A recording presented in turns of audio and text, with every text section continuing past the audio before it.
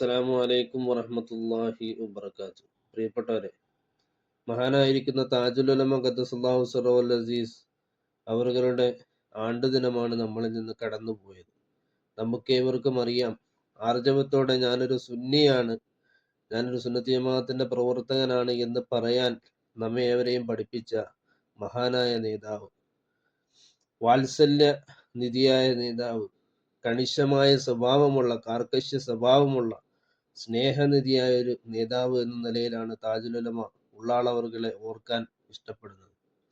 നമുക്കറിയാം, കേരളത്തിൽ അങ്ങോളം ഇങ്ങോളം ഒരുപാട് സ്വലാത്തിന്റെ മജ്ലിസുകൾ, അള്ളാഹുവിന്റെ റഹ്മത്തിന്റെ അനുഗ്രഹം പെയ്തിറങ്ങി ഒരുപാട് സ്വലാത്തിന്റെ മജ്ലിസുകൾ നമുക്ക് സമ്മാനിച്ച്, നമുക്ക് ഊർജം സമ്മാനിച്ച, നമുക്ക് ഇസ്സത്ത് പകർന്നു തന്ന ഒരു നേതാവ് ഈ സുന്നി കൈരളിക്ക് നഷ്ടമാണ്.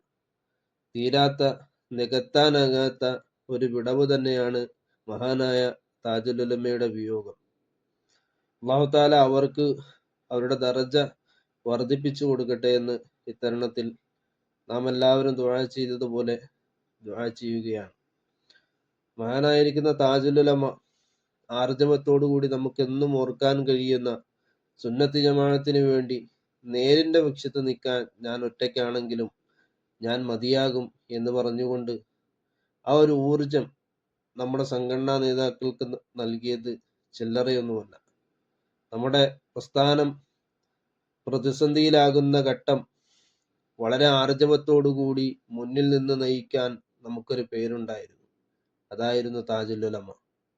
സയ്യിദന്മാരുടെ താജ് എന്നറിയപ്പെട്ട ആ കിരീടം എന്നും ഓരോ വിശ്വാസ ഹൃദയത്തിലും, ഓരോ വിശ്വാസിയുടെ മനോമുഖരങ്ങളിലും മായാതെ, ഓരോ വിശ്വാസിയുടെ ഓർമ്മകളിൽ എന്നും നിലനിൽക്കും.